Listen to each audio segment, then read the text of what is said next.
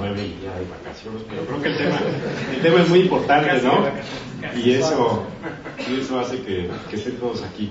En primer lugar, pues un comentario más general. Yo creo que pues esta figura de la agencia, la verdad es que sí resulta pues con amplios beneficios, ¿no?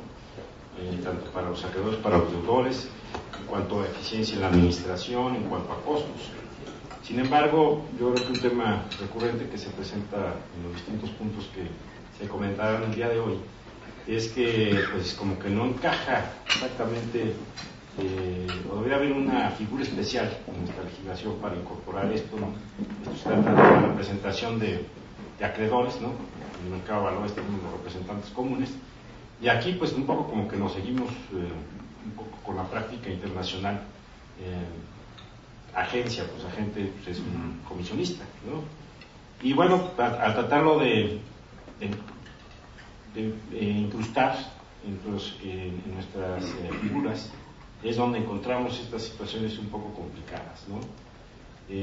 Por lo cual yo creo que pues lo más eficiente debería de ser pues tratar de actualizar nuestro régimen jurídico, ¿no? Como sucede en otros países, ¿no? Y tener una figura especial. Pero en cuanto a la representación, que es el primero de los temas, pues yo coincido con mis compañeros, ¿no? Pues del lado del banco, todo el mundo sabemos que puede pasar en un litigio cuando pues lo primero que normalmente combaten es la personalidad, ¿no? Y pues perder un litigio por esta razón pues es además terrible, muy vergonzoso. Y pues la práctica se ha dado porque puede ser que hasta en la última instancia es cuando se resuelva esto. Y por otro lado, pues tampoco creo que sea muy oneroso el que se tengan estas facultades. Entiendo que normalmente pues por los controles que tienen las empresas pues no los tienen de esa forma, ¿no? Hay pocas personas que tienen sus poderes, pero sí definitivamente al haber duda creo que pues al ser acreedores pues la posición es la más conservadora, en donde exista un poder para actos de administración, pero también que tenga facultades de derecho. Gracias, Fer. Siguiendo con un tema muy relacionado también en los créditos sindicados y también tomando en consideración la figura del agente, en este caso el agente de garantías. Hemos visto también recientemente que algunos de sus colegas se inclinan porque las garantías se constituyan, sobre todo las garantías reales, en específico hipotecas, se constituyan en favor de cada uno de los bancos, ¿no? Lo cual se vuelve pues bastante impráctico, ¿no? Esto surge a raíz de algún criterio que sostuvo algún colega litigante, en el que decía que podría ser cuestionable en caso de juicio, ni siquiera lo sostuvo en un juicio, sino decía que en caso de juicio podría ser cuestionable que un banco, pensando por un momento que el banco agente no es un acreedor, que como un tercero que no es un acreedor va a ser el beneficiario o van a estar a nombre de él las garantías inscritas. Lo hemos discutido varias veces. Creemos que desde el punto de vista jurídico, pues, o por lo menos teórico, ¿no? Teórico jurídico, no debería ser el caso, pero pues el que un litigante lo esté sosteniendo, pues siempre por lo menos da entrada a que en un juicio alguien lo alegue y eso retrase la ejecución, ¿no? La desventaja principal, vería yo, de hacerlo así, es que en caso de que en un crédito en el que participen, no sé, un número importante de bancos, vamos a pensar 7, 8 o 10 bancos, cuando algún banco quisiera ceder su participación en el crédito, pues tendría que ceder también parcialmente la hipoteca. En el momento de ejecutarla, pues siendo hipotecas en favor de cada banco, habría que conseguir los consensos de todos para ejecutar, y si alguien no estuviera de acuerdo o tuviera un interés diverso, pues eso podría entorpecer la ejecución de las garantías para los demás bancos. No sé, Álvaro, si quisieras tú a lo mejor comentarnos algo en principio y seguirnos con Fer y con Lalo. Sí, bueno, si quieren, desde nuestro punto de vista, y otra vez en el plano teórico, pero cuando un asunto llega al litigio te das cuenta que el mundo es muy distinto, ¿no? Pero nosotros sí, como institución, nos sentimos confortables en la figura de la gente, pero nuevamente eso tiene varias ventajas, y la primera ventaja es que la mayoría de los créditos sindicados se hacen con una estructura para que las entidades financieras puedan posteriormente ceder sus créditos. Si nosotros otorgamos las garantías directamente a cada uno de los distintos acreedores en un sindicado, vamos a suponer que son 5 entidades financieras, el acto posterior de ceder mi participación en ese crédito se vuelve más compleja y más costosa. Creo que una de las ventajas de tener un agente de garantías en ese sentido es que facilitaría la cesión del crédito de tener esa figura. Por otro lado, insisto otra vez, si el agente es una entidad financiera, si bien no es acreedor en un crédito, sí los bancos, conforme al artículo 46, pueden ser comisionistas. Nosotros, conforme a una de las funciones como entidades financieras que nos permite la ley, es precisamente poder ser comisionistas. Entonces, en ese sentido, creo que no sería cuestionable que una entidad financiera pudiera ser en ese sentido agente de garantías. Y por otro lado también el lenguaje es muy importante, ¿no? Que diga por cuenta y para beneficio de, o sea, cuál es mi legitimidad en ese acto jurídico. Nosotros también somos cuidadosos de cuidar el lenguaje, que para nosotros es muy importante que diga por cuenta y para beneficio de los demás acreedores. El otro punto que ya habíamos señalado es poderes para actos, poderes generales para pleitos y cobranzas, tienen que estar otorgados en el momento. Aquí sí no podemos estar cuestionando la delegación o no delegación o la legalidad de los poderes, pero creo que la gran ventaja de tener el agente de garantías es reduces mucho el costo de la operación y le permites y le das una flexibilidad a las entidades financieras de transmitir sus créditos. Gracias, Álvaro. ¿Comentar algo acá?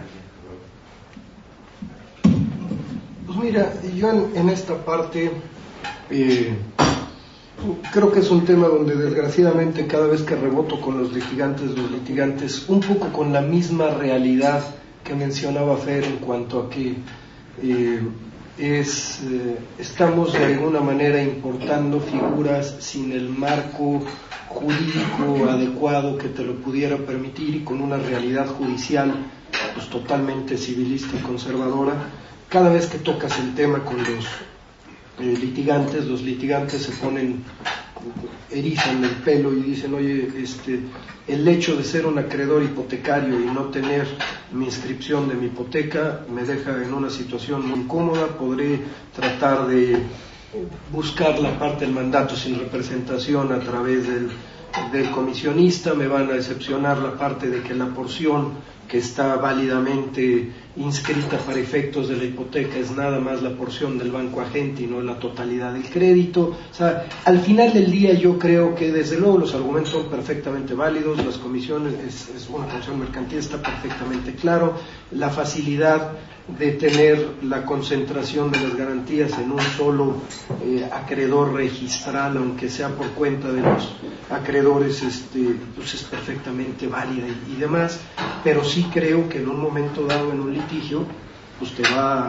vas a retrasar mucho más aún tratar de poner todos estos argumentos, hacerlos válidos en el juicio, en caso de que el garante o el deudor tratara de llegar a cuestionar la validez de tu crédito. Y para empezar vas a tener que vincular perfectamente tu calidad de acreedor con tu calidad de beneficiario de la garantía. Yo creo que la parte de la facilidad de la transmisión, honestamente creo que pues sí es cierto que sea mucho más fácil el hecho de que no tuvieras que hacer la cesión registral, digamos, de la parte accesoria con la parte de la garantía. Sin embargo, yo creo que tampoco ese es un problema tan delicado. ¿Qué veo? Yo creo que desde luego que siento que prácticamente todos los litigantes se sienten mucho más confortables en tener la parte de su propio estar inscritos ellos como acreedores hipotecarios de la garantía que cuestione, que sea la parte lógica. Y adicionalmente creo que la tendencia debiera ser que en caso de que estemos frente a estas figuras, tal vez no meter el tema de que, oye, si hacemos la delegación hacia la agencia y entonces el agente es que aparece como acreedor y como de alguna manera acreedor registral por cuenta de los demás, y puedes encontrar algunas otras figuras que te puedan consolidar la parte de la propia garantía. ¿Qué otro problema surge? Y perdón que me adelante porque tal vez es algún tema que ya vivimos en alguna de las reestructuras fuertes y que con esto puede llegar a no ser tan transparente también, es el problema se complica más cuando estás hablando de que es la misma garantía y esa misma garantía es en distintos acreedores, y entonces ahí hace mucho más lógico que el propio banco agente sea el que quede como mandatario de las garantías, y entonces tiene todo el control de toda la garantía en función de todos los acreedores, pero no está claramente individualizada la porción de la garantía que correspondería a cada uno si no está en función de la masa. Digo, esto ya lo vimos en alguna de las reestructuras muy grandes y fue parte de lo que empezó a crear la confusión. Y platicas con los litigantes y aun cuando desde un punto de vista estrictamente contractual nos sintiéramos muy tranquilos de decir, oye, no, pues claro, es el concentrador y es en beneficio de todos los acreedores y claramente no hay ningún problema, y a la hora de ejecutar, a la hora que empiezas a ver puntos con los litigantes, te encuentras que esa figura de no tener la individualización o la identificación de la porción de la garantía de cada uno de los acreedores, más la parte de quién inicia las acciones judiciales en caso de pues estará el convenio de acreedores, pero al mismo tiempo pues también son tus derechos de poder llegar a declarar vencido anticipadamente el crédito y en función de qué demandas de tu garantía, si es una sola. Digo, parece que estoy enredando un poquito más, pero el tema va más allá al de la simple representación o concentración de la garantía en el agente. Entonces yo creo que desde luego cada vez que se nos presente no vería yo como la facilidad del tema de la cesión, sino tal vez vería realmente el decir, a ver, señores litigantes, si podemos llegar a tener un mecanismo que nos permita concentrar la garantía en el propio agente sin perder ninguno de tus derechos procesales o que te los vayan a presentar algún tipo de acciones judiciales que te retrasen o que te vayan a llevar primero 6 meses a tratar de acreditar la debida comisión para antes empezar a tratar de ejecutar, pues bueno, pues la realidad es que yo creo que ese debe ser el foco de atención y el foco de determinación, y siempre hay figuras. Otra vez, si tienes un fideicomiso, pues probablemente a través del fideicomiso puedes concentrar la garantía y ahí sí tienes claramente la legitimación del fiduciario como tal para, en función de que él, por la propia figura, tiene la situación de poder actuar en favor de los propios fideicomisarios, pero a nombre propio, entonces ya no tienes mayor problema de tener que evidenciar o demostrar en el litigio la debida formalización del mandato y la legitimación de tuyo como acreedor en respecto del accesorio que es la garantía. Entonces yo creo que siempre en esos casos vale más la pena el seguir yéndonos con lo tradicional y desde luego, como dice Fer, tal vez evaluar qué es lo que debiéramos de hacer a nivel de reforma legal para buscar el tener mucho más soporte, y entonces sí que no tengamos problemas ante un juez que vaya a llegar a cuestionar la validez de la comisión o tener que demostrársele y perder dilaciones procesales, ¿no? Entonces, no sé, por ahí creo que es un poco el tema. Perdón si peco de conservador, pero la verdad es que a la hora de los litigios es donde finalmente empiezan los problemas, y lo que parece muy simple en el momento de celebrar la operación, en el litigio lo batallamos. No sé, Fer. Bueno, pues yo pienso que en este tema de la agente de garantía y la inscripción a su nombre pero en beneficio de los acreedores es el tema, yo creo que más crítico de toda la figura de la agencia. ¿Por qué? Porque por un lado pues los beneficios son amplios, ¿no? Tanto para los bancos como para los bancos poder tener una transmisión mucho más eficiente, para el deudor tener costos mucho más bajos. y sobre todo en ambos casos tener certeza de la representación común en el caso de un litigio, ¿no? Entonces creo que aquí por un lado hay amplios beneficios, pero por otro lado también es donde tenemos los costos que pudieran ser más altos, que es la pérdida de la garantía, ¿no? Entonces, a diferencia del poder, que pues es fácilmente solucionable hoy en día, ¿no? Una cuestión más burocrática, aquí sí es una cuestión, pues si estamos hablando de una reestructura grande, pues implica pues mucho dinero. Y bueno, estas discusiones obviamente pues las hemos tenido de manera muy activa. Eduardo se refería a una reestructura grande, y pues esa reestructura grande del secreto bancario, porque es público, lo que está en el registro público, fue la de la Comercial Mexicana, ¿no? En la Comercial Mexicana, pues como ustedes saben, se llegó una reestructuración pues ante un convenio, un acuerdo previo en un procedimiento concursal, y pues había una gran cantidad de bancos nacionales y extranjeros de distintos orígenes de estas deudas, y pues precisamente surgió esta discusión y surgieron pues los litigantes a decir, no, bueno, pero ¿cómo es posible? Y sobre todo yo diría que esta figura es comúnmente aceptada en la gente de garantías como una situación normal, con un crédito, digamos que no se avisoran problemas. Pero en la Comercial Mexicana, dada la situación que prevalecía en ese momento y la perspectiva hacia adelante, pues todo el mundo quería estar pues muy seguro de que la reestructura iba a tener las garantías, ¿no? Y hubo incluso pues, división en este tema. Algunos bancos aceptaron la figura de la agencia, algunos otros no, y ahí me incluyo, optamos, aún con el conocimiento de costos más elevados y problemas, como dice ahora, estos créditos están diseñados para venderse, ¿no? Problemas en la transmisión, pues optamos un poco más por la seguridad de ejecución, ¿no? Y ahí se hicieron en algunos casos inscripciones a nombre de la gente y otras a nombre de los bancos en individual. Y sobre todo si estamos hablando de bancos extranjeros, obviamente ellos están mucho más familiarizados con esta figura y se les hace, digamos, menos exótico. Gracias, Fer. Yo abundando un poco sobre lo que decía Álvaro y después Lalo, yo veo que no nada más es la facilidad para la sesión, ¿no? La ventaja de tener el agente de garantías. Creo que el tener a la gente también es, inclusive en un escenario de ejecución, te ayuda a tener una ejecución mucho más ordenada y coordinada, y no que cada quien se puede ir por su lado, con lo cual vaya a perjudicar a los demás acreedores, ¿no?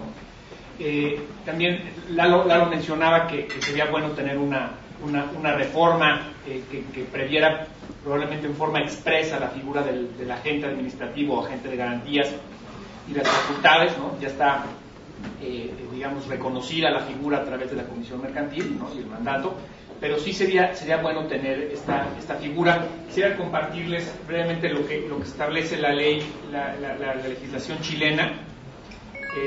Establece: el agente tendrá las facultades de administración y representación que los acreedores señalen en el contrato.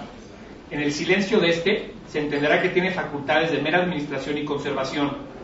Si nada se dijere, se entenderá siempre que el agente tiene facultades de cobrar, percibir, incluso judicialmente, otorgar carta de pago y cancelación y de alzar ilimitadamente garantías. Lo cual, pues, digo, habrá que buscar más antecedentes. Entiendo que la legislación argentina prevé algo similar, pero no estaría de más que se hiciera un esfuerzo tanto yo creo que por el gremio bancario, ¿no? Por foros y colegios como el nuestro, ¿no? Tratar de tener algo que nos diera mucho más seguridad jurídica, con lo cual se pudiera usar la figura del agente de garantías, el agente administrativo, sin precisamente incurrir en los riesgos que señalan los litigantes.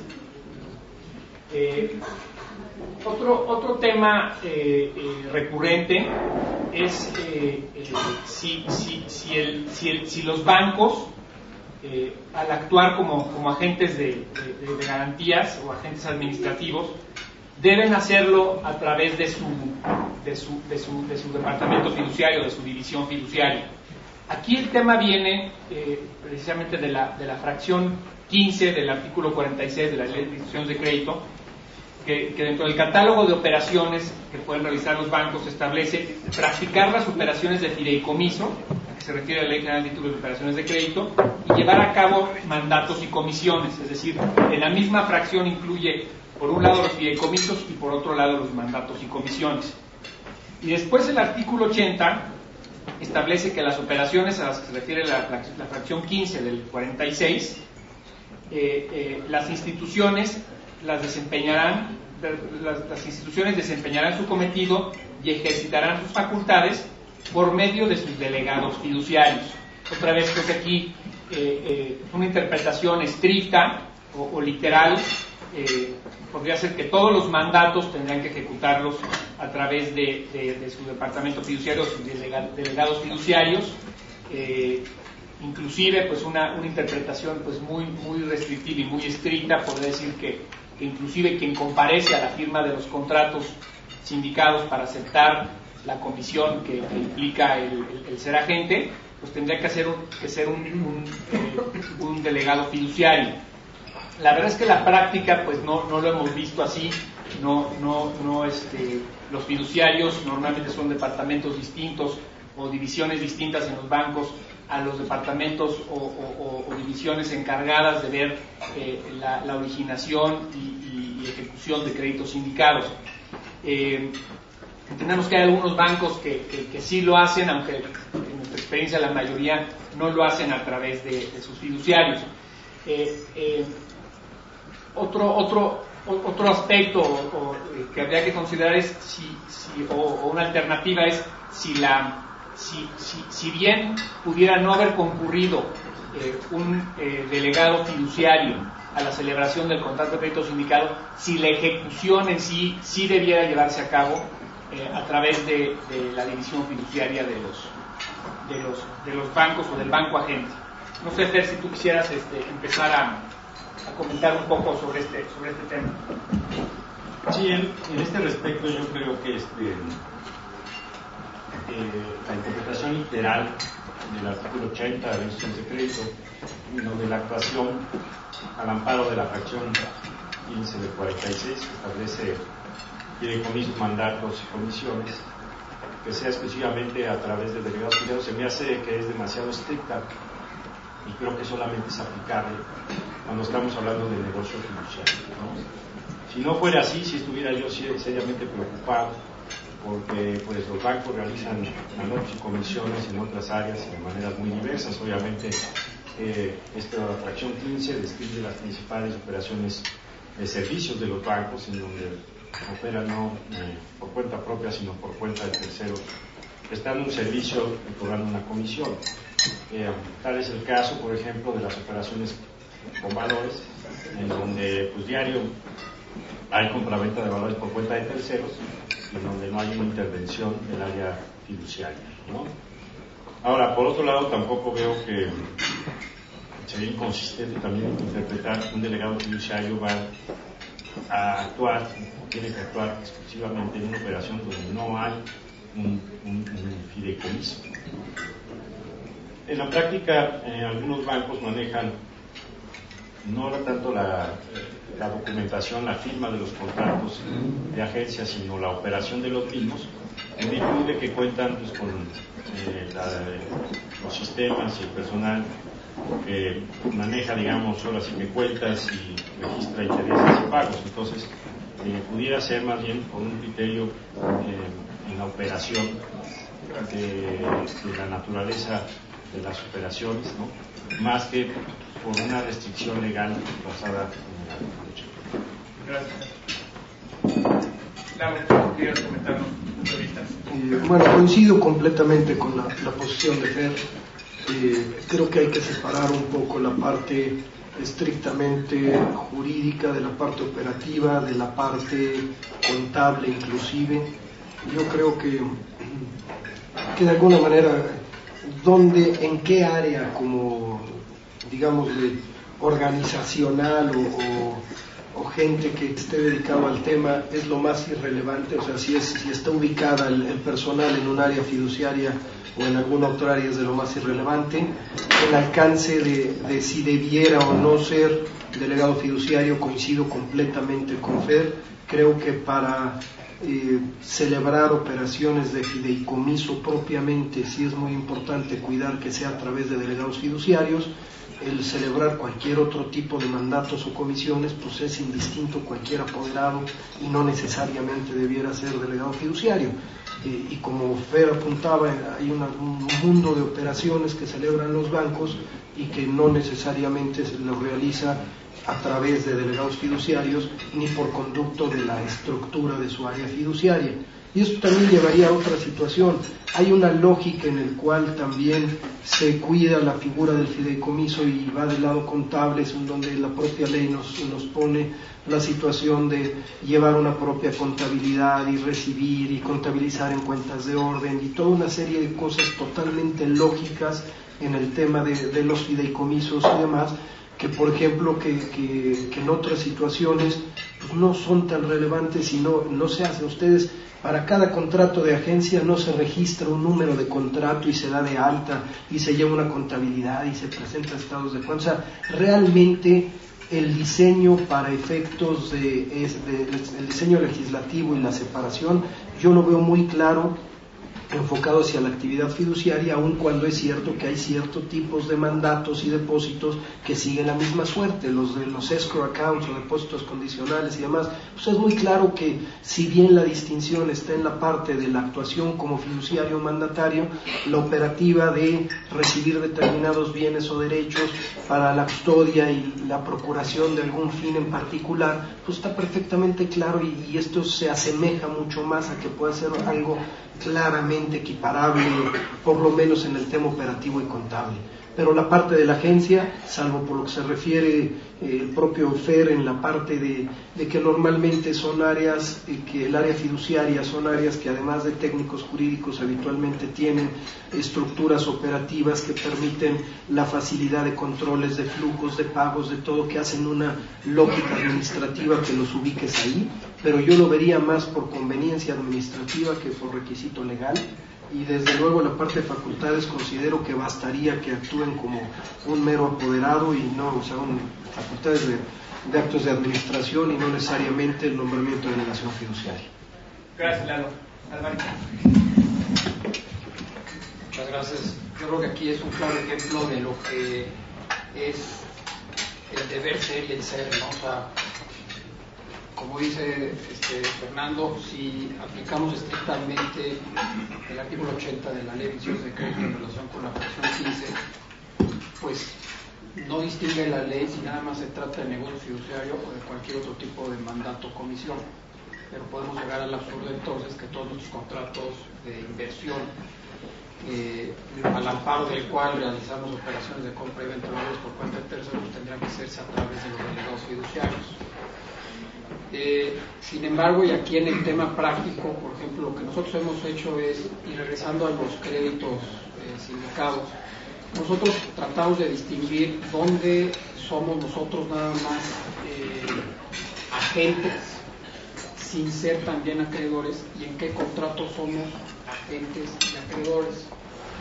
Y se los digo por lo siguiente, en donde Scotiabank nada más ha sido agente de garantías o agente administrativo, ahí sí le tratamos de dar todo el viso de un delegado fiduciario y le aplicamos, si mal no recuerdo ayúdame, es la 1/2005 de Banco de México, donde regula mandos y comisiones.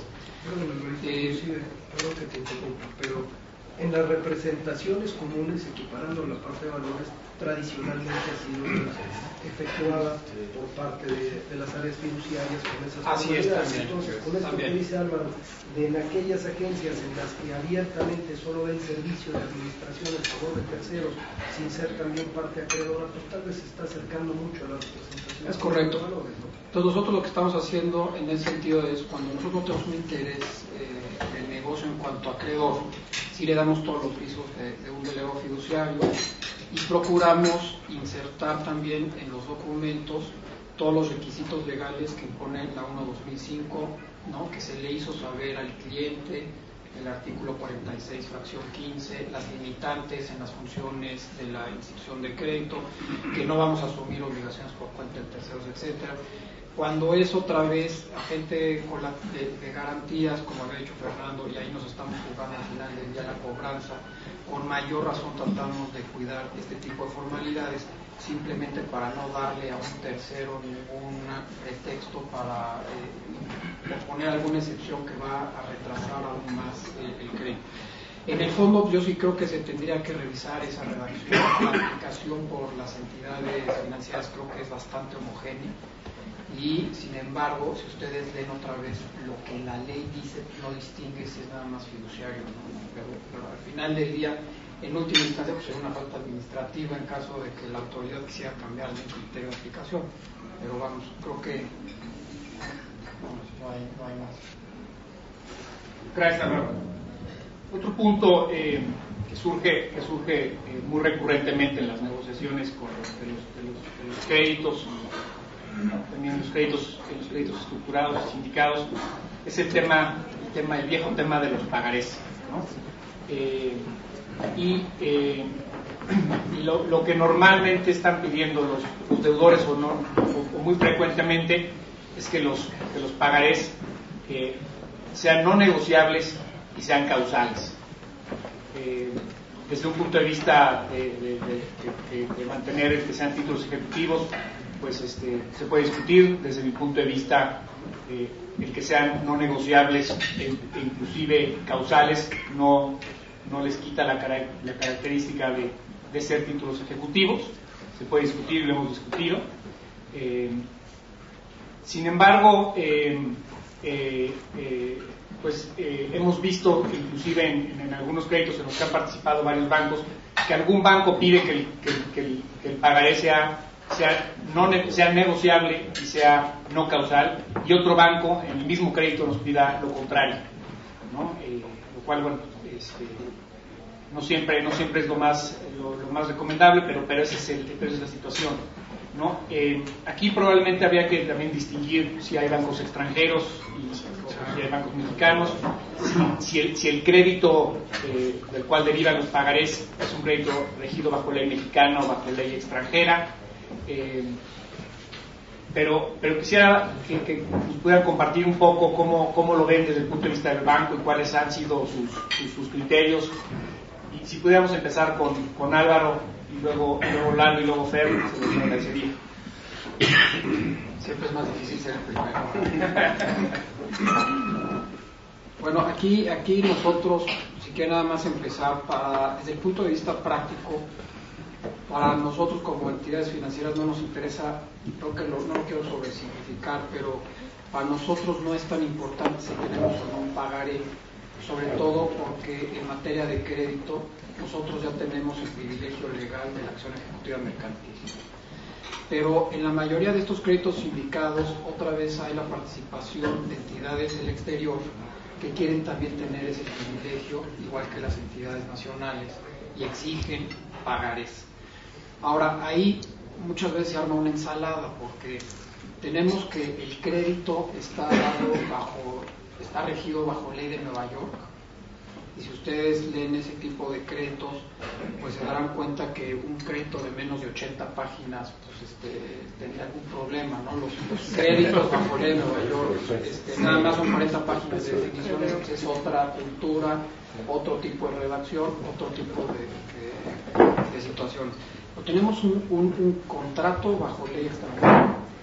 Después tenemos el deudor, que es nacional, es residente en México, es una corporación en donde las garantías y el patrimonio también está en territorio nacional. Y entonces lo que sucede es que ellos exigen tener pagarés con doble jurisdicción. Entonces, ustedes se acuerdan que tenemos el pagaré a doble columna, inglés, español, y se le da la opción a la parte actora de decidir bajo qué jurisdicción va a demandar, si va a demandar en México o va a demandar en Estados Unidos. El deudor, por otra parte, siempre va a pedir y va a negociar que el pagaré sea causal. y que esté emitido claramente al amparo de un contrato. Entonces aquí el tema es, imagínense ya en caso de un litigio, donde si el extranjero decide litigar en México, va a llegar con un pagaré causal que hace referencia a un contrato extranjero, va a irse por la vía ejecutiva mercantil. Ahí la reacción del juez, desde mi punto de vista, va a ser muy interesante, porque el juez lo primero que va a decir es, oye, a ver, primero al deudor, al hacerlo causal, le estamos dando las facultades de imponer todas las excepciones propias del contrato de crédito en Nueva York, porque ya perdemos, con toda honestidad, al perder la autonomía en pagaré, ya lo ligamos a los términos del contrato de crédito. Si bien hay tesis aisladas, hay una jurisprudencia, y si mal no recuerdo, es en materia de factoraje financiero, donde dicen que el hacer un pagaré causal no pierde la vía ejecutiva. Un juez, yo creo que primero, además el de factoraje financiero creo que es jurisprudencia, pero para temas ya más generales de un pagaré causal simplemente son tesis aisladas que pueden perfectamente ser ignoradas por otros ministros, pero a lo que voy es a lo siguiente. Si yo demando entonces con un pagaré causal en un contrato de crédito extranjero, se corre el riesgo, uno, de que el juez diga, oye, esto no es un pagaré, porque además está condicionado, además hay tantas excepciones que se pierde la esencia del juicio ejecutivo mercantil, y podría un juez desechar la vía, y si desecha la vía, la entrada, la entidad financiera del exterior ya tendrá que primero decirle a sus jefes que ya fue condenado a gastos y costas, porque si le desechan la instancia tiene que pagar gastos y costas, se tendrá que ir por la vía ordinaria mercantil. Entonces, desde nuestro punto de vista, cuando sean jurisdicciones diversas, cuando quieran hacer pagarés con doble jurisdicción, nuestro criterio siempre ha sido que no debería de haber pagarés causales, deberían de ser pagarés siempre lisos y llanos, sin hacer referencias a ningún otro documento. No sé si queda. Coincido completamente con Álvaro, no solo eso, sino que además creo que la distinción que pone de los distintos escenarios cambia la perspectiva de cómo acercar. Por ejemplo, en el ámbito totalmente local, nosotros no solamente somos indiferentes a la parte del pagaré, sino encontramos que en la práctica nos causaba más lío tener pagarés de disposición, y hablo estrictamente, no en créditos sindicados y dobles jurisdicciones y demás, sino hablo estrictamente en el ámbito local, porque lo que sucedía es que cuando se llenaba el pagaré, se llenaba mal o no era consistente, y entonces en algún momento dado te creaba toda la problemática en el litigio, y entonces hubo un momento donde decidimos por principio quitar cualquier tipo de pagaré de disposición en la operativa recurrente diaria, no en créditos más sofisticados como este estilo, y simplemente basarnos en el artículo 68, como bien apuntaba Álvaro, y sobre eso tener nuestro título ejecutivo. Si adicionalmente entendemos que cuando hay entidades financieras del exterior, otra vez ámbito totalmente local, puede ser cuestionable también porque ese banco extranjero no tiene el beneficio del 68, y entonces pues normalmente ahí podrías pensar en la parte del pagaré. Tal vez pensamos que el título ejecutivo es más fácil que se logre vía también algún instrumento público que también pudiera dar ese beneficio, pero bueno, pues normalmente en eso estamos de acuerdo con la parte de pensar en algún pagaré. Cuando hay doble jurisdicción normalmente ocurre, pero también coincido con que como acreedor la situación más favorable es buscar pagarés autónomos, porque ahí sí inicias tu acción en México con base en el propio pagaré, y es más difícil con un contrato extranjero que te vayan a tratar de invocar la causalidad. Y entiendo el argumento de los deudores de buscar la causalidad para evitar que le iniciaran acciones independientes, lo cual es absurdo porque el crédito es uno. Entonces yo creo que el tratar de procurar, como bien decía Álvaro, que en caso de que se tenga que, en el caso de entidades financieras del exterior o en el caso de jurisdicciones distintas para contrato, para garantías y demás, sí pensar en un pagaré, pero normalmente procurar que sea un pagaré autónomo y no causal, obviamente. Bueno, yo coincido también con Álvaro y con Eduardo. Nosotros también favorecemos la documentación de los créditos a través de pagarés autónomos, por las razones que ya se han apuntado, la vía ejecutiva, la posibilidad de dejar los precautorios y también pues la posición de excepciones en los pagarés autónomos versus los causales, ¿no?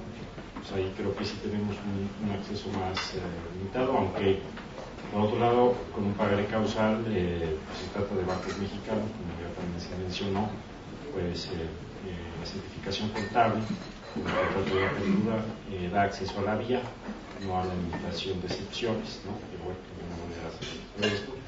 Y el caso yo creo que más extremo es el que apuntaba Álvaro de un préstamo cross-border con un contrato que se elige bajo la ley extranjera. Obviamente ahí sí es la diferencia mucho mayor y donde el criterio es más estricto en cuanto a la autonomía del pagaré, porque pues si es un contrato de ley extranjera pues se cuenta con las de pagaré y ese está incorporado los derechos del acreedor, pues es mucho más difícil. Gracias.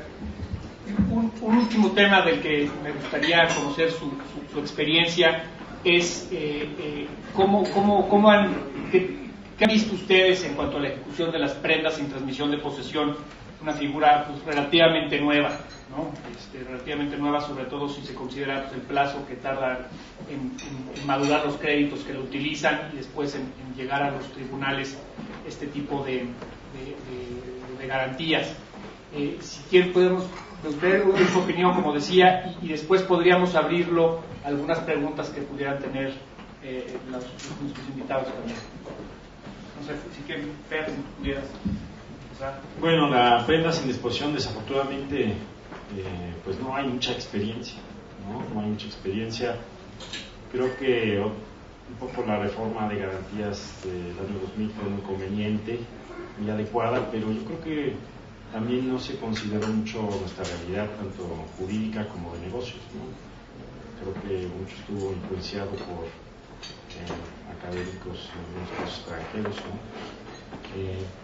Y pues no ha funcionado, entre otras cosas, en mi opinión, porque el procedimiento de ejecución pues es inexistente. Por ejemplo, en el juicio de garantías se establece la posibilidad de forma convencional pactar un procedimiento convencional extrajudicial de ejecución, y a falta de aplica lo que establece para la prenda sin disposición, que es terrible, que es prácticamente una dación en pago. Para que haya extrajudicial tiene que haber acuerdo de la cantidad, de la exigibilidad. Eso yo no le llamo ejecución, le llamo dación en pago.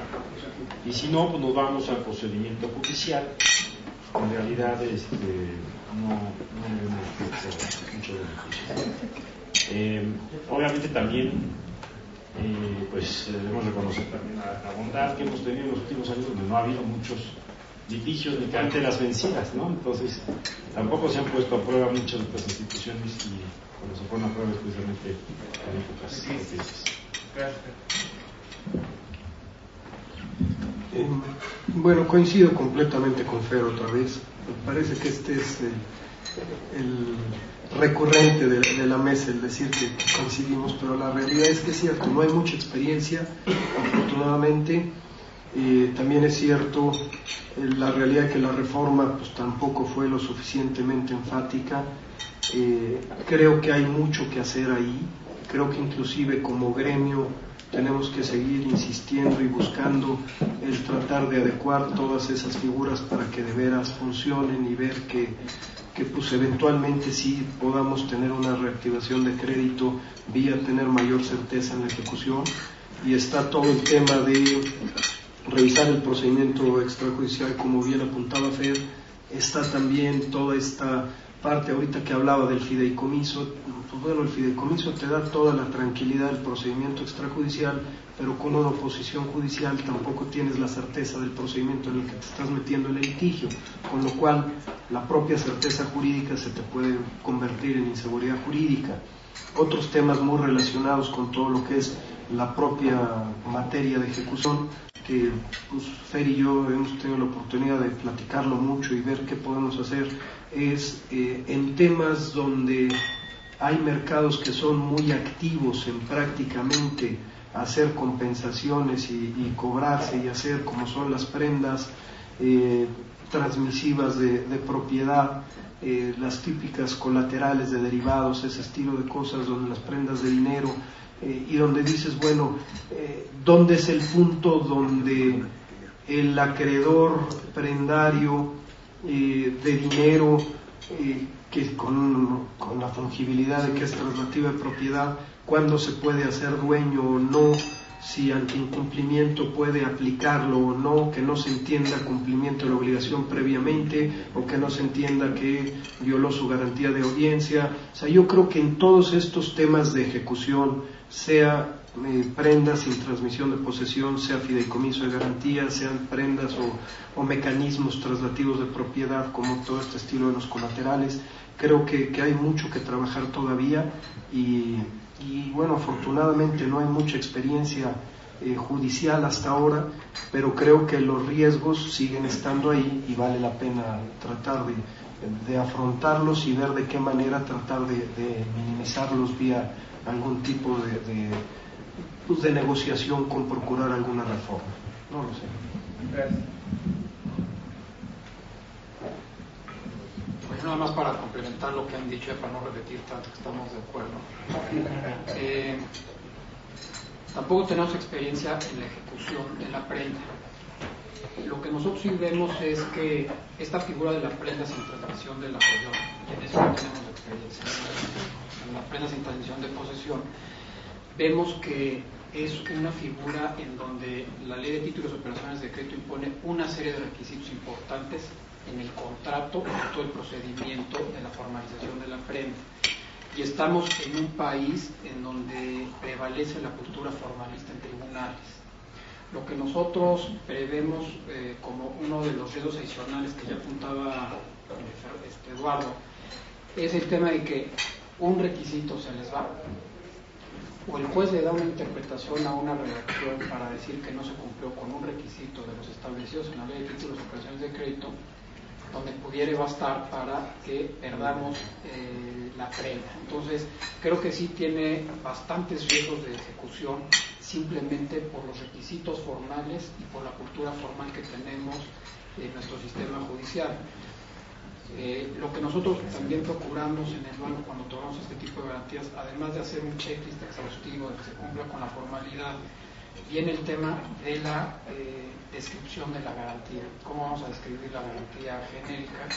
Porque al final del día no podemos hacer inventarios, se van moviendo, al final ya son garantías genéricas que van cambiando a lo largo de la historia del crédito, pero sí tratamos de ser lo más puntuales para acotar, que haya una descripción puntual de cuál sería el universo y el alcance de la prenda, y de ahí tomamos nuestra experiencia en las descripciones de las garantías de hipoteca industrial, ¿no? Que también ya hay ciertas frases sacramentales que debemos de incluir, pero no tenemos esa experiencia en ejecutabilidad, lo cual desde mi punto de vista creo que sí tiene muchos riesgos por ese requisito.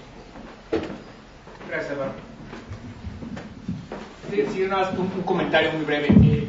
Yo coincido que el tema de ejecución, como decía Fer, no nos da mucho más la prenda sin transmisión de posesión.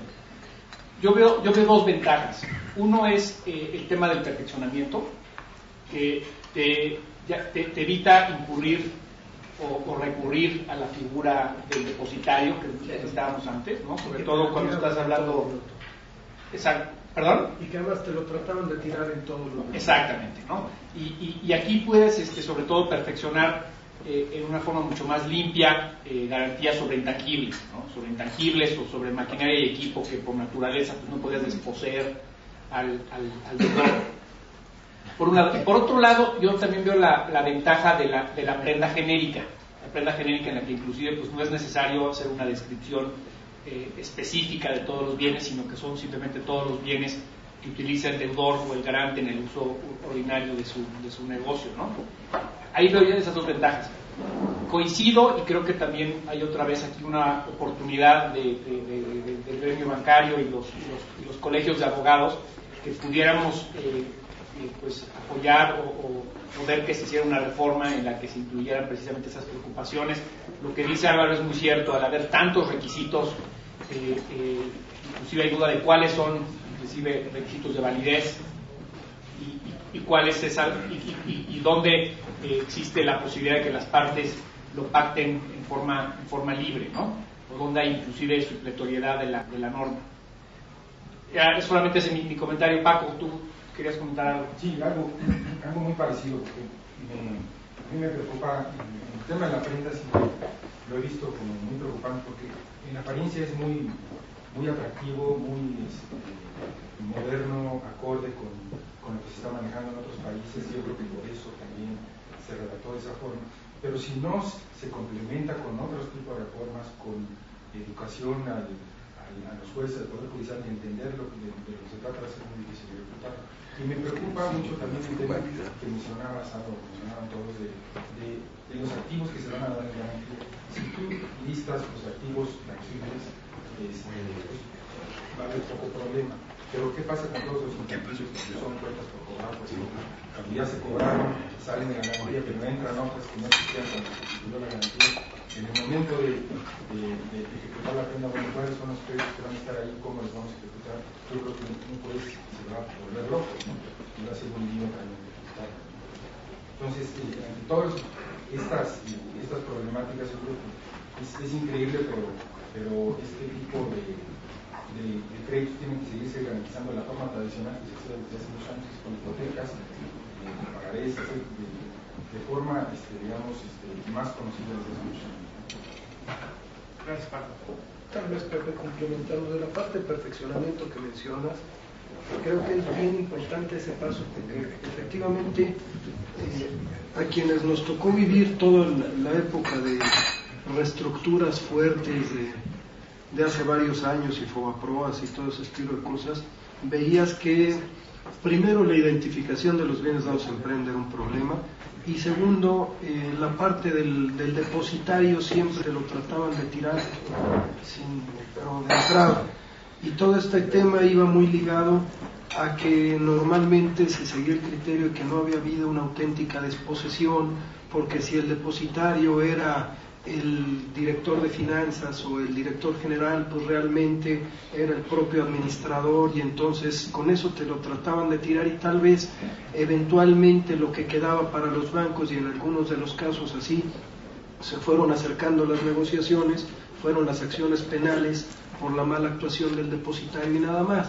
Entonces realmente sí coincido contigo y también lo mencionó Fer, que de alguna manera la reforma ayudó a un mejor perfeccionamiento de la garantía, pero sin embargo yo creo que sí tenemos una asignatura pendiente en la parte de ejecución, totalmente. Pero era solo complementando tu comentario. No sé si alguien más tuviera alguna pregunta, algún tema que quisiera que comentaran nuestros amables panelistas. Sí. Mi nombre es Cristian Dorantes.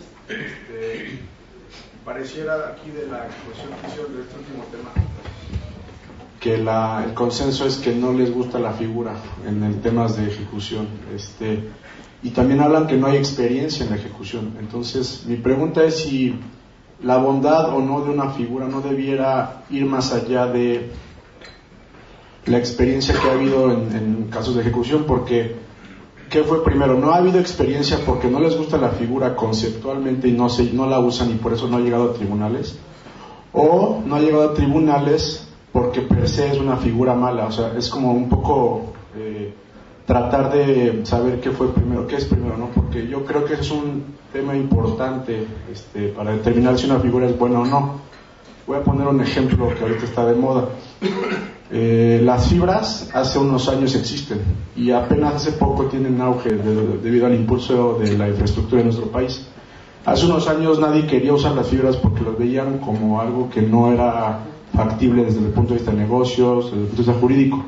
Ahora vemos que están de moda y que creo que van más encaminado a que exista más cada día. Entonces, en ese caso en específico, una figura que no se utilizaba porque se creía que conceptualmente no era buena, ahora la estamos utilizando, ¿no? Quizá pueda pasar lo mismo con este tipo de figuras, ¿no? Sí, bueno, yo creo que cuando me refería a la reforma, creo que los efectos de la plena distribución ya existían a través de la hipoteca industrial. Tampoco se estaba incursionando al 100% en una idea totalmente original, ya existía. Los bancos sí solemos usar la hipoteca industrial, ¿no? Y con estos beneficios de prendas sobre bienes futuros, etcétera, creo que se ha avanzado también a través de la creación del registro único de garantías, ¿no? Y bueno, la razón por la cual no se aprobó en tribunales también es porque pues, no hemos tenido litigios, afortunadamente, desafortunadamente para algunos de los litigantes, ¿verdad? Pero afortunadamente para nosotros. Entonces, se han dado todas estas características, pero creo que sí, lo que mencionas es un buen tema de decir, bueno, pues vamos a tratar de reactivar esto. Creo que todas las figuras tienen bondades, vamos a tratar de eliminar los inconvenientes y pues ser más eficientes, ¿no? El ejemplo que mencionas de la fibra es algo importante, ¿no? Y bueno, en las fibras lo que ocurría también en el tema fiscal que no está arreglado, ¿no? Pero bueno, es por esta razón. Hay otras figuras equivalentes que tienen el mismo resultado, que tienen más profundidad. Muchas gracias. Jaime, perdón. Álvaro, ¿tú quieres comentar algo? Bueno, nada más para comentar algo rápido, ya ceder la palabra. No es de que no nos guste la figura. Por ejemplo, nosotros como bancos primero analizamos cuál es la estructura del crédito que quieren armar, y ha traído muchos beneficios la figura esta de la plena sin transmisión de posesión. No es de que no la usemos. El problema sí es que, yo insisto, ¿no? Otra vez estamos en un país muy formal y no tenemos la preocupación, simplemente radica en que ante una cultura tan formal no se ha puesto a prueba en tribunales este tipo de figuras. No quiero yo polemizar mucho con lo que voy a decir, pero a muchos jueces se les olvida un artículo de ley que dice que las partes se obligan en los términos, ¿no?, que aparece que quisieron contratar. La libertad de contratación muchas veces se nos olvida y andamos encajonando figuras donde no deberíamos encajonarlas y ya tenernos en la literalidad de los contratos. Desafortunadamente, en muchas experiencias que hemos tenido no sucede. Simplemente es un tema de precaución ante lo desconocido. Tenemos muchas prendas sin transmisión de posesión. El RUG ha traído varios beneficios. Desafortunadamente no tiene la capacidad todavía el RUG, inclusive para registrar todas las prendas, como por ejemplo la de autos, pero ha beneficiado mucho en transparentar la publicitación de los gravámenes. Pero ante lo desconocido siempre queda esa duda de cómo va a interpretarse la figura ya en un tribunal, ¿no? Y podríamos poner como la ley de concursos mercantiles, ¿no?, que también preveíamos que tenía muchas bondades, pero ya cuando la van aplicando en la práctica, pues desafortunadamente tiende muchas veces a distorsionarse. Espero que no me estén grabando. Bueno, nada más, Jaime, antes de tu pregunta, yo nada más quisiera agregar, nosotros en el despacho sí es una figura que utilizamos bastante. Probablemente cuando un banco hace su análisis de crédito no toma no le da un valor del 100%, como se le daría a lo mejor a una hipoteca, a las garantías que se perfeccionan con una prenda de transmisión de posesión, pero siempre es algo bueno de tener, digamos, en la que se abarquen bienes muebles o la generalidad de los activos, ¿no? Si es algo que se utiliza desde la reforma, ¿no? Ya tiene más de 10 años. Yo creo que, como dice Fernando, por suerte, ¿no? Por suerte para los bancos no ha llegado mucho a tribunales. Nosotros hace 2 años estuvimos a punto de, ahí afortunadamente representábamos al deudor, ¿no? Y estuvimos a punto de iniciar de que los bancos iniciaran acciones, y yo tenía mucha curiosidad de ver cómo iba a tomarse esto por los tribunales. Afortunadamente para los bancos se llegó a un acuerdo y ya no tuvo que litigarse, ¿no? Tal vez, perdón, Pepe, también complementando, y como ya se ha dicho mucho en la parte de que desde luego que creo que sí la seguimos usando los bancos, y tal vez lo que también hay que tomar en cuenta es que este mundo jurídico financiero y mucho el mundo de los abogados también es muy de ciclos, y hay épocas en que el ciclo es donde los litigantes es donde prácticamente concentran la mayor parte de las actividades, y hay otra parte donde los abogados transaccionales son los que concentran, dependiendo de las etapas del país, qué tanto es de crecimiento, qué tanto es de compra, y hay veces en que es tradicional la parte de crédito, luego se va moviendo el mercado hacia lo que es emisiones de valores. Entonces yo creo que todo eso también te marca el que cuál es tu realidad jurídica. Gracias a Dios, como ha mencionado Fer, pues de alguna manera llevamos un tiempo más o menos largo en que los abogados tradicionales, los abogados transaccionales son los que han prevalecido frente a los litigantes. No es una época donde ahorita estamos llenos de reestructuras, litigios, problemas, y eso te da la parte donde no tienes la claridad de los criterios de los jueces en ese momento. Eso no quiere decir también que debamos de ser críticos de que en el momento de que haces cada operación, pues adelantarte y pensar cuáles podrían ser las consecuencias en caso de litigio, y de ahí que aquí en esta mesa seamos un poco más críticos en decir, oye, ¿dónde puede haber debilidades que no se hayan visto? Tal vez en otras figuras, pues ya viste por todos lados dónde te pueden pegar, y aún así viene una nueva y te pegan por un lado distinto y tienes que ver cómo te defiendes, ¿no? Entonces yo creo que estamos en buena época también ahorita de más bien, inclusive ahorita no estamos en época de mucho crédito, como inclusive las autoridades financieras están mencionando. Ahorita la tendencia está tan barato todo el mercado que la tendencia está siendo hacia emisiones de valores y otro estilo de cosas.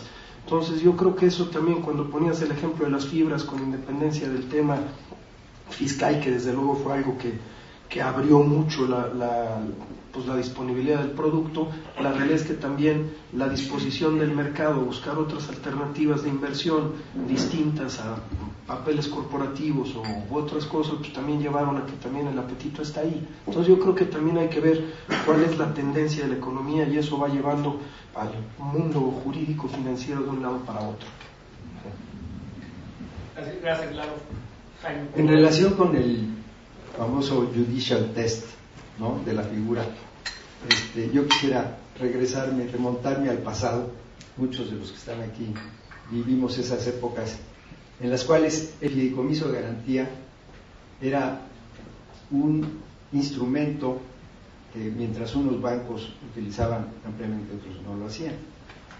Y cuando empezó el judicial test del fideicomiso, nos encontramos, hablábamos de aquel entonces de que la materia mercantil era exclusivamente tratada por los tribunales del orden común, y entonces teníamos unos criterios totalmente distintos sobre la misma figura en Yucatán que en Baja California, que en el Distrito Federal, que en Monterrey. Empezaron los tribunales, digamos, un poquito más educados del Distrito Federal, de Nuevo León, a aceptar la figura, mientras que otros, en la ejecución del fideicomiso de garantía, pues eran totalmente negados.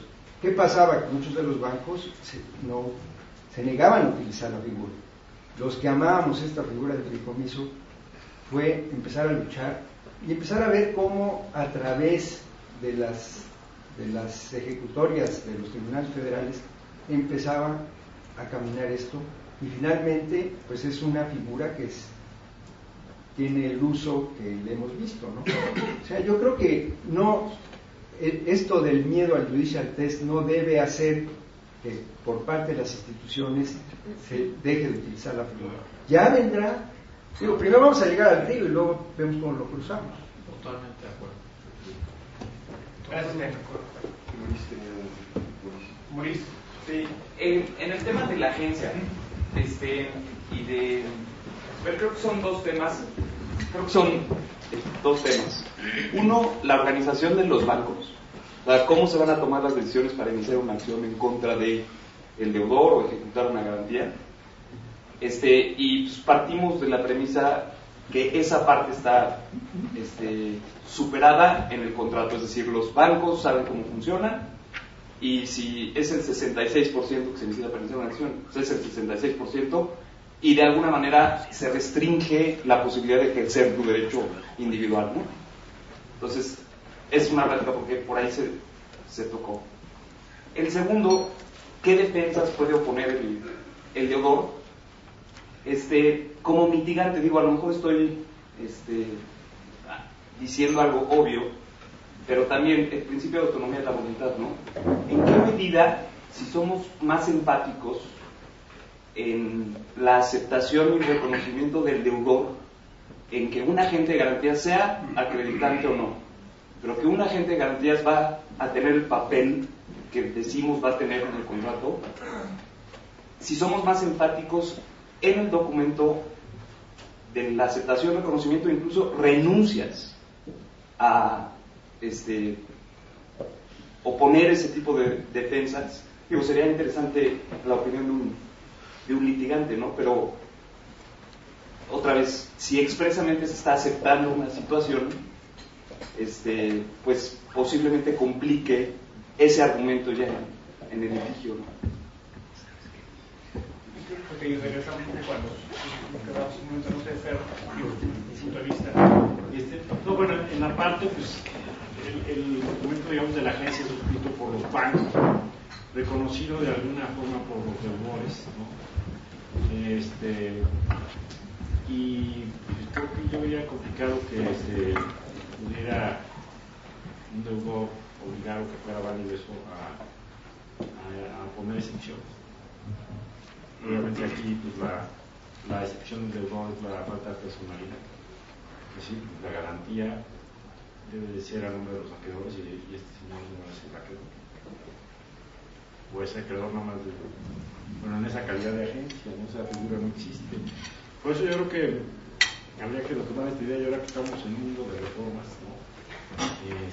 Justamente ayer se anunció que habría reformas para reducir las garantías, pues establecer un capítulo como una figura equivalente al representante común, poner 3-4 artículos que aclaren las cosas, y creo que sería mucho más efectivo y más eficiente. De acuerdo. Yo creo que desde luego el tener un contrato de agencia sólido y lo más enfático, como mencionas, yo creo que ayuda mucho a, en un momento dado, cuando te enfrentes al litigio, tener tu solidez de los argumentos. Sí creo que, como apunta Fer, la mayor excepción va a ser justamente desvincular al acreedor de quien aparece registralmente como el beneficiario de la garantía, y ahí se vuelve un tema de, con una adecuada constitución de esa representación, pues muy probablemente puedes seguir vigente y válida tu garantía. El problema que vas a tener es que pues ibas a tener una etapa adicional en el proceso, que es, en vez de empezar a ejecutar la garantía, empezar a legitimar tu contrato y tú reconocerte como beneficiario de la garantía, como acreedor.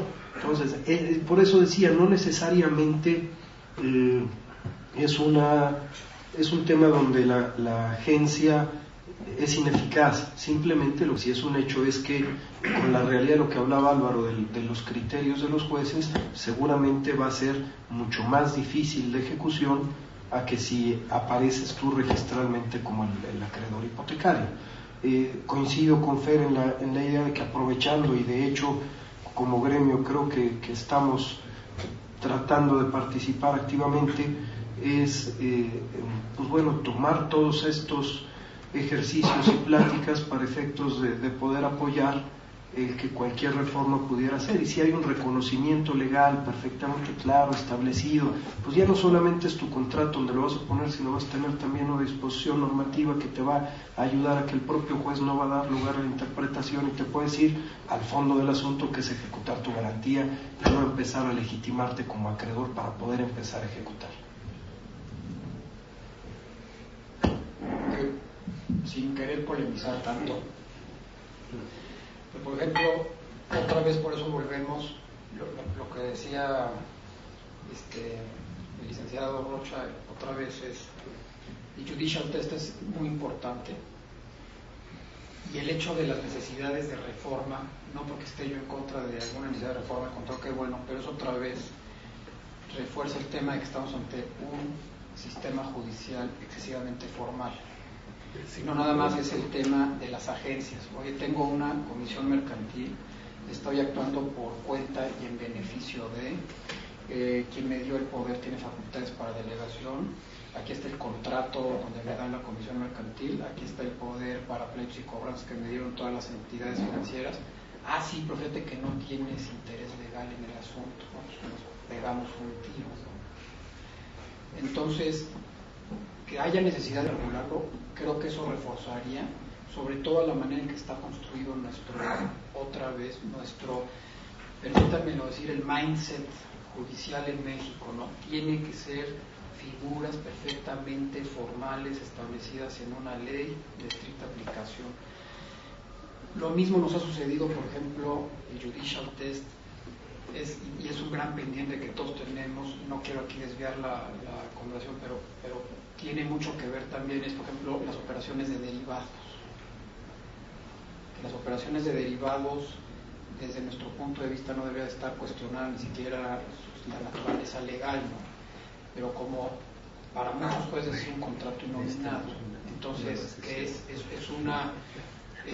un contrato de apuestas, pero entonces si es de apuestas necesitas permiso de gobernación. ¿Qué tipo de contrato es? Porque no hay una definición legal que te defina perfectamente un contrato formal y donde te diga que es un contrato de derivado y cuáles son los derechos de las partes. Entonces empezamos a incurrir en esos riesgos. Por eso yo insistía, desde nuestro punto de vista, el tema de la agencia, como bien lo comentaba el senador, sí, no está desafortunadamente regulado. Deberían de regularlo para darle esa fortaleza a la hora de interpretar en la ley, pero sí consideramos que documentos sólidos, donde hagamos énfasis bajo qué carácter, quién lo otorga, cuáles son las facultades. La ley ya nos permite en México tener esa figura que se debería de reforzar, sí, por el tipo de interpretaciones que no podemos controlar. Y no estoy diciendo que sean mal, pero no podemos controlar la interpretación judicial o la interpretación de los litigantes. Muchas gracias, Álvaro. Pues creo que no nos queda más que agradecerles a nuestros amables panelistas por sus comentarios, sus puntos de vista, a todos por su asistencia. Y si no hubiera nada más, Pepe, podríamos concluir para no quitarles más su tiempo. Son gente muy ocupada, y otra vez agradecerles a todos su participación. Pues bueno, yo quiero en primer lugar agradecer la extraordinaria disertación del día de hoy. Creo que fue muy reconfortante tener todo su apoyo, toda su ayuda, todos los tips. Creo que fueron tips muy importantes que apreciamos enormemente. Yo sí quisiera tomar la palabra, Tocayo, si me permites, de nuestros invitados y de los analistas para tratar de crear una comisión que pudiéramos tratar de apoyar en una eventual reforma que hiciéramos al sistema financiero. Yo creo que mucho de lo que se ha tratado el día de hoy aquí tiene que ver con cuestiones en un sentido práctico, y que hay una cierta inseguridad jurídica que tenemos que tratar de buscar llenar para efectos del mejor nuestro gremio. Y ahorita que hay tanta efervescencia de cambios, que hay tanta relación ahorita con los tres niveles de gobierno, que ahorita nadie tiene esa posibilidad de hacer colegio de abogados, lo estamos haciendo con Poncho Guati y con Ángel Junquera, estamos actuando muy bien. Yo creo que podemos sacar ventaja de esta circunstancia para tratar de armar los planes de trabajo que tenemos mensuales, un plan de trabajo donde podamos poder apoyar, por supuesto, a las empresas y a las empresas financieras con todos los términos, ¿no? Entonces, pues, Tocayo, a ver si se puede, y podemos ahí ponernos en las órdenes, por supuesto, de ustedes. Pues, sin más preámbulos, yo quisiera dar las gracias a nuestros expositores. De verdad, muchas gracias, Fernando. Muchas gracias.